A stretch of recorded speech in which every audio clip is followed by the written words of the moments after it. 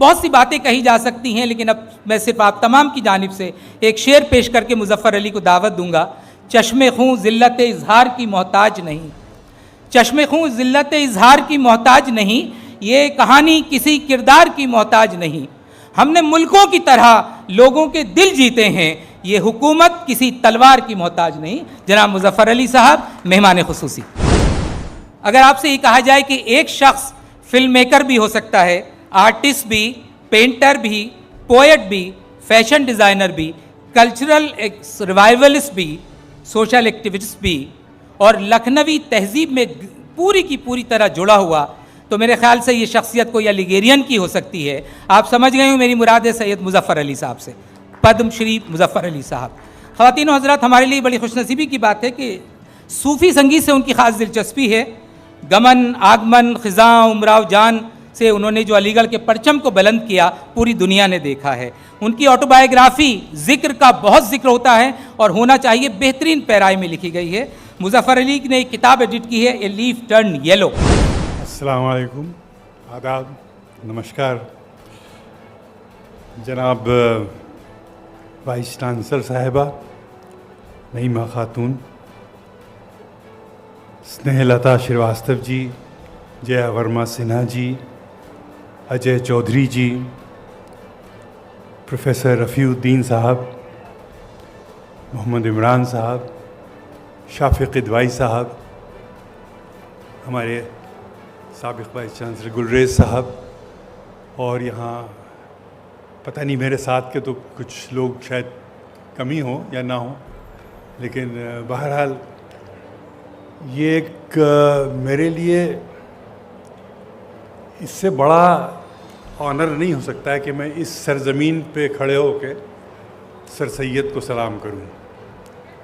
میں سوچ بھی نہیں سکتا تھا، میں شاید اس زمانے میں کہیں بھیڑ میں ٹہلتا ہوتا یا کچھ اپنا سائیکل پہ ادھر سے ادھر جاتا اور اس مطلب شاید اس حلقے میں بھی داخل نہ ہوتا، لیکن جسے کہتے ہیں وقت نے اور جو زندگی کی جد و جہد ہے اس نے مجھے کہاں سے کہاں لا کے مجھے پہنچا دیا، کہاں سے کہاں لے کے پہنچا یہ دل، ملائک جہاں سے رہے ہار کے۔ تو یہ دل جو ہے یہ بہت بڑی چیز ہے، اور یہ دل کی اگر صحیح تراشی مطلب اس کو تراشا جائے تو وہ علی گڑھ ہی میں مجھے لگتا ہے ممکن ہے۔ یہاں دیکھیں ہم نے بہت سے دل جڑتے، دل ٹوٹتے، عجیب طریقے کی دل کی دھڑکنیں جو مجھے یہاں کی شاعری میں، یہاں کے نغموں میں، یہاں کے لوگوں میں، یہاں کے لوگوں کی زندگی میں ملے۔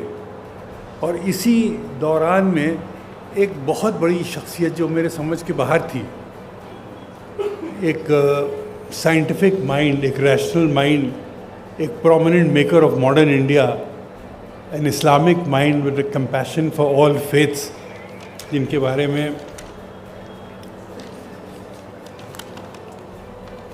نہ دیکھا ہو جنہوں نے پیار ہندو اور مسلمہ کا، وہ آ کر مسلم و ہندو یک جان دو بدن دیکھیں۔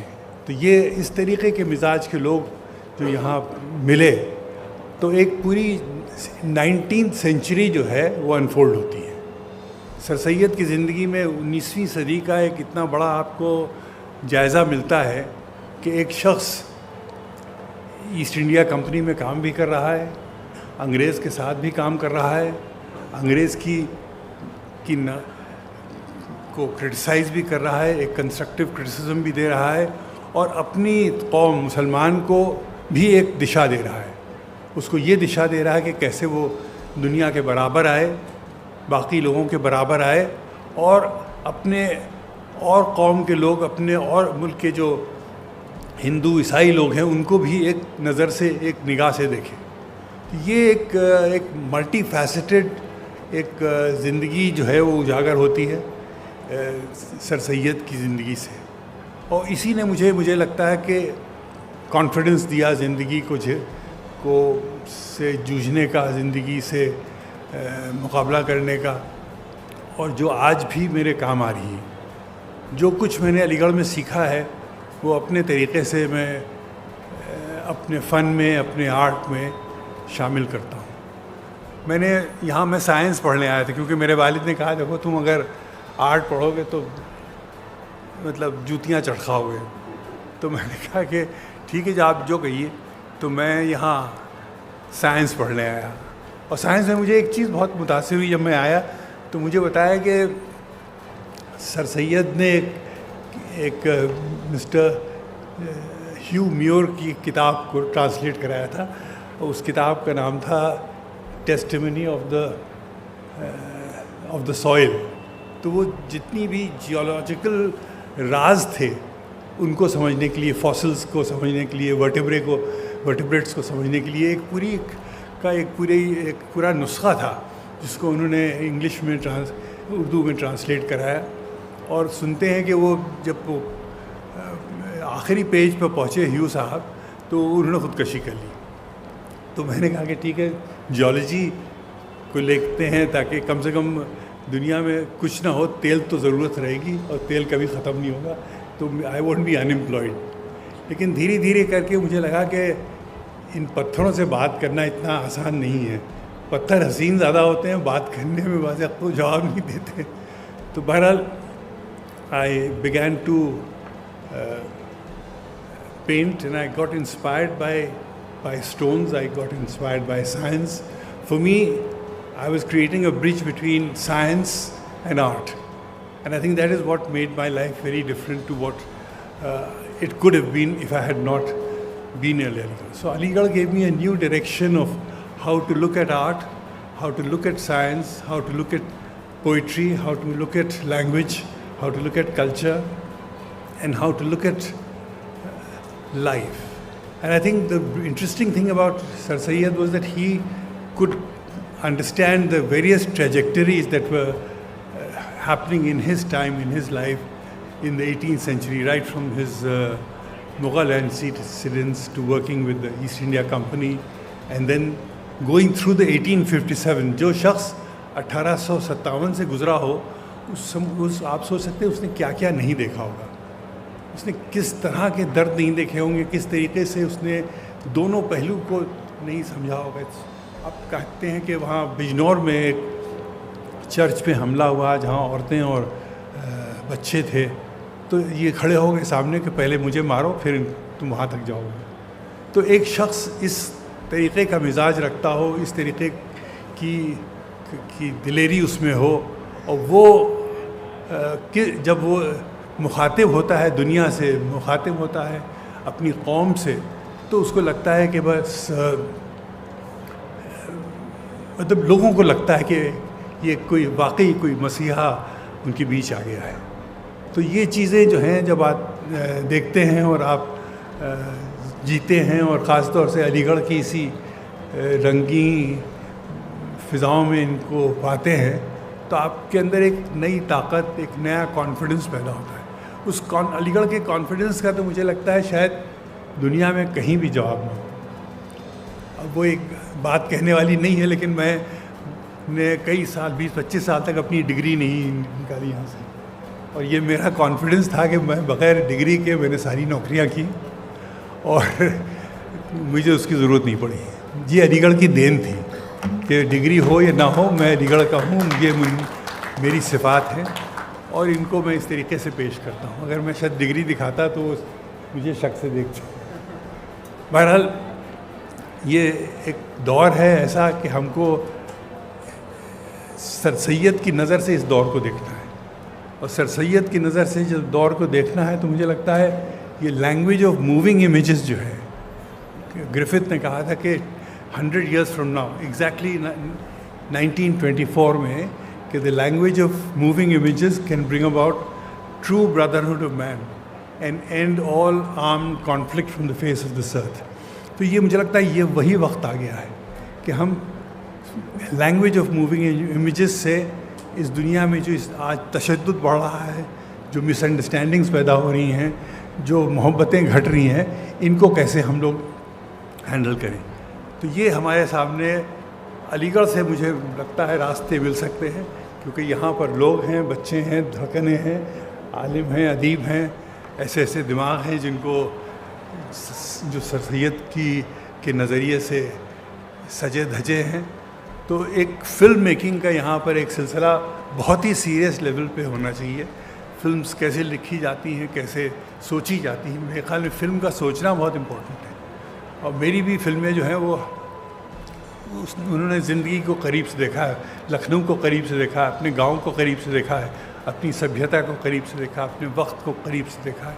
तो हमें भी सर सैयद की नज़र से ज़माने को, आने वाले ज़माने को करीब से देखना है, क्योंकि जो आने वाला ज़माना आ रहा है उस पहले तो ये था कि अंग्रेज़ एक तरफ जा रहा था, हिंदुस्तानी एक तरफ जा रहा था।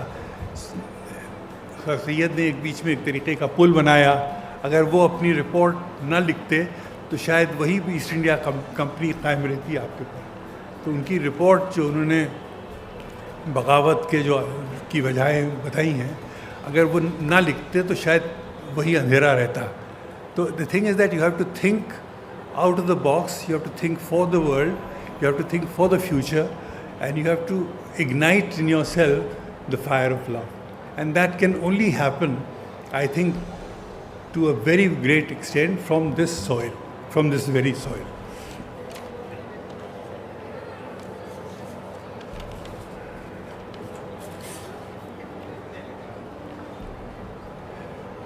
अब यूँ तो बहुत कुछ कहा जा सकता है कि हर शख्स जो है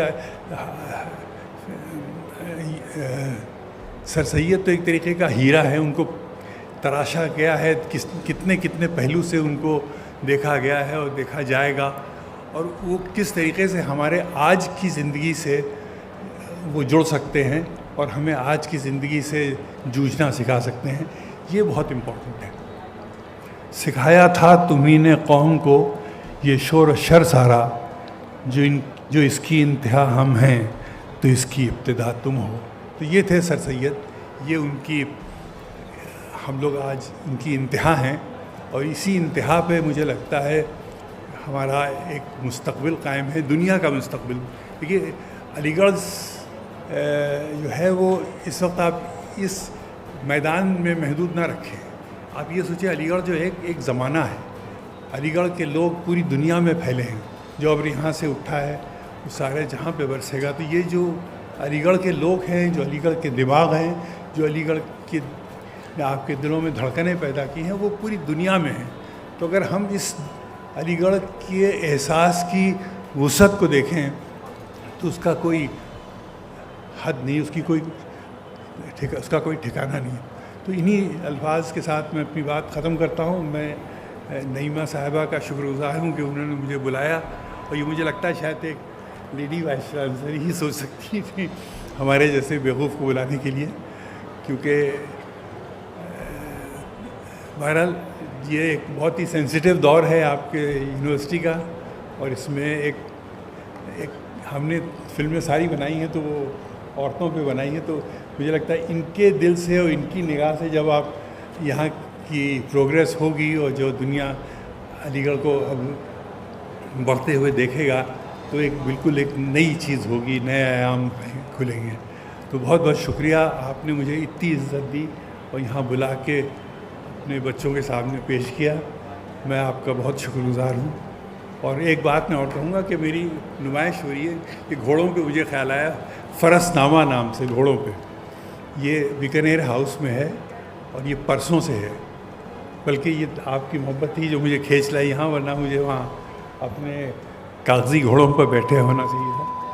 तो ये आप लोग तशरीफ़ लाएँ, ख़ास तौर से जो राइडिंग क्लब के बच्चे हैं वो उसमें ज़रूर उनको मज़ा आएगा, क्योंकि घोड़ों से मुझे भी बेपनाह दिलचस्पी है और मेरे दिल की धड़कन है घोड़े। आप घोड़ा हर रोज़ सुबह उठ के अपने मालिक के लिए दुआ करता है, उसकी खैरियाफत के लिए। तो बहुत बहुत शुक्रिया, आपने मुझे यहाँ बुला के इतनी रहमत की, मैं बहुत शुक्रगुज़ार हूँ।